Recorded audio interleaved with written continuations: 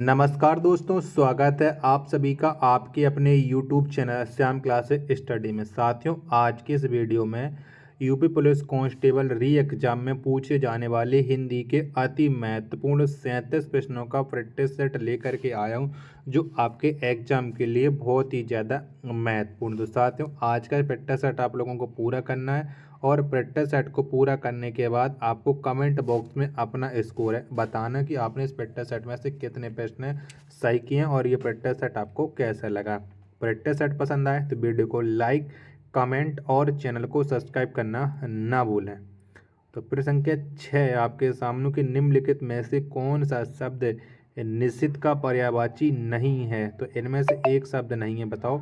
6 का right answer क्या हो जाएगा। तो तम ये निश्चित का पर्यायवाची नहीं है और तम माने होता है अंधेरा और जबकि निश्चित का अर्थ होता है रात्रि। तो 6 का राइट आंसर ऑप्शन संख्या सी इस प्रश्न का राइट आंसर हो जाएगा। प्रश्न संख्या 7 है आपके सामने कि सूर्य का पर्यायवाची है। तो इनमें से कौन है सूर्य का पर्यायवाची। तो मार्तंड है। क्या मार्तंड जो शब्द है ये सूर्य का पर्यायवाची है। 7 का राइट आंसर ऑप्शन संख्या बी इस प्रश्न का राइट आंसर हो जाएगा।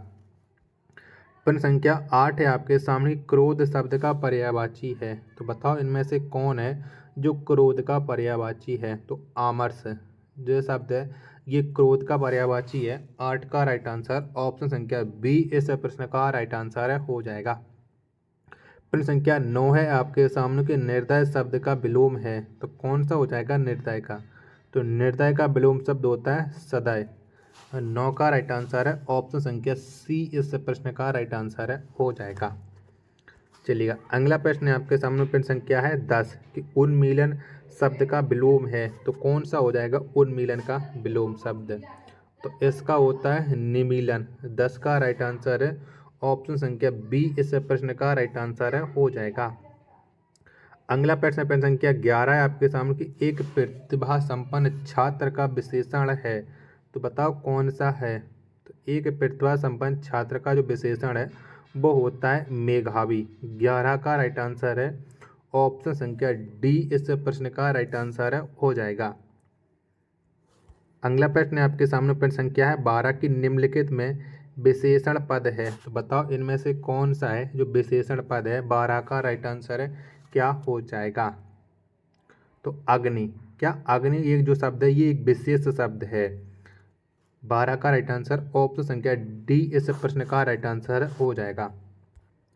प्रश्न संख्या 13 है आपके सामने कि निम्नलिखित में से कौन सा शब्द प्रत्यय लगा हुआ है। तो बताओ इनमें से कौन शब्द में प्रत्यय लगा हुआ है। 13 का राइट आंसर तो चिड़चिड़ाहट जो शब्द है इसमें आहट प्रत्यय लगा हुआ है। 13 का आंसर ऑप्शन संख्या बी इस प्रश्न का राइट आंसर हो जाएगा। प्रश्न संख्या 14 आपके सामने कि जो संभव नहीं हो वाक्य का एक शब्द है। तो बताओ इसका एक शब्द क्या हो जाएगा। तो इसका जो एक शब्द हो जाएगा वो हो जाएगा असंभव। 14 का राइट आंसर ऑप्शन संख्या सी इस प्रश्न का राइट आंसर हो जाएगा। प्रश्न संख्या 15 है आपके सामने कि निम्नलिखित में से किस शब्द में उपसर्ग नहीं है। बताओ इनमें से एक शब्द है जिसमें उपसर्ग नहीं लगा है वो कौन सा। 15 का राइट आंसर तो अधिकतर। क्या अधिकतर जो शब्द है इसमें उपसर्ग नहीं है, बाकी के सभी शब्दों में उपसर्ग लगा हुआ है। 15 का राइट आंसर ऑप्शन संख्या ए इस प्रश्न का राइट आंसर हो जाएगा। प्रश्न संख्या 16 है आपके सामने कि निम्नलिखित में से कौन सा शब्द युग्म सही नहीं है। तो बताओ इनमें से कौन सा नहीं है। 16 का राइट आंसर तो अस्त्र, शस्त्र, शोक, खेद, उपयुक्त, उपर्युक्त, संदेह, अधिक नहीं होता है। ठीक है, तो 16 वाला गलत हो जाएगा। डी ऑप्शन इसका राइट आंसर। प्रश्न संख्या 17 है आपके सामने कि आपने हमें महान कर दिया, यह कैसा वाक्य है। तो बताओ ये एक कैसा वाक्य है। तो आपने हमें महान कर दिया यह एक विस्मयादि बोधक वाक्य है। 17 का राइट आंसर ऑप्शन संख्या बी इस प्रश्न का राइट आंसर हो जाएगा। प्रश्न संख्या 18 है आपके सामने कि राजपुत्र में कौन सा समास है। तो बताओ कौन सा समास है राजपुत्र में। तो इसमें है तत्पुरुष समास। 18 का राइट आंसर ऑप्शन संख्या सी इस प्रश्न का राइट आंसर हो जाएगा। प्रश्न संख्या 19 है आपके सामने कि हिंदी किसी एक रूप भाषा का नाम न होकर एक भाषा परंपरा का नाम है, यह कथन किसका है? तो यह कथन किसने दिया था? तो यह कथन दिया था हजारी प्रसाद द्विवेदी ने। 19 का राइट आंसर ऑप्शन संख्या बी इस प्रश्न का राइट आंसर हो जाएगा।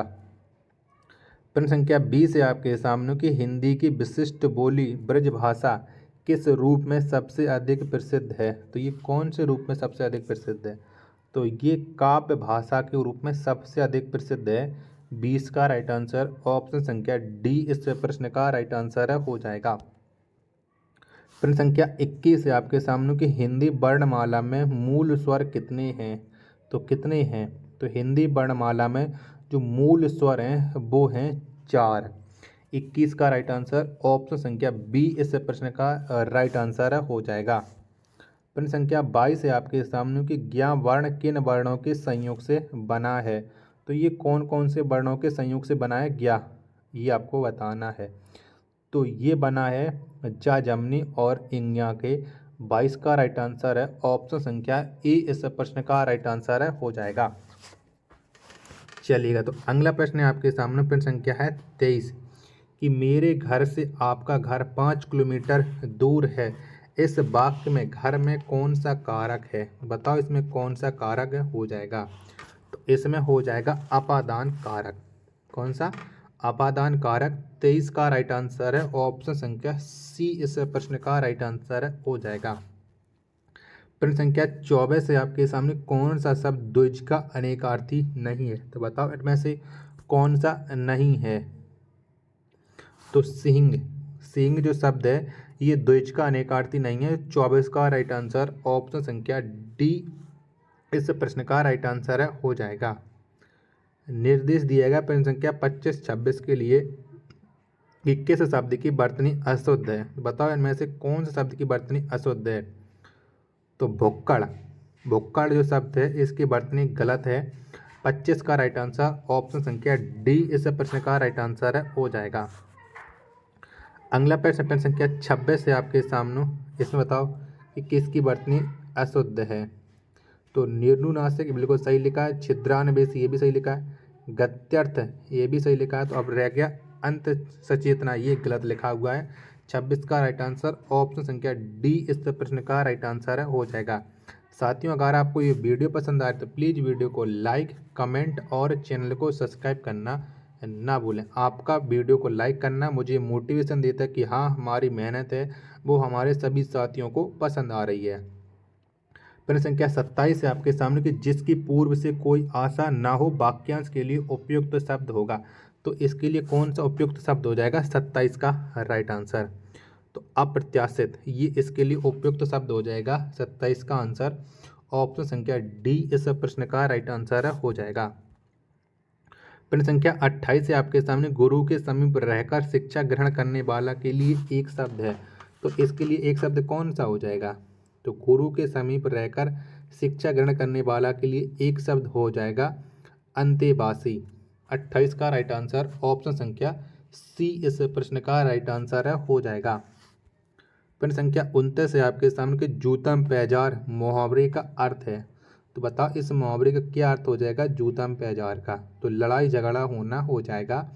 29 का राइट आंसर ऑप्शन संख्या ए इस प्रश्न का राइट आंसर हो जाएगा। प्रश्न संख्या 30 है आपके सामने कि अकेले चना भाड़ नहीं फोड़ता का अर्थ है। तो इसका अर्थ क्या हो जाएगा?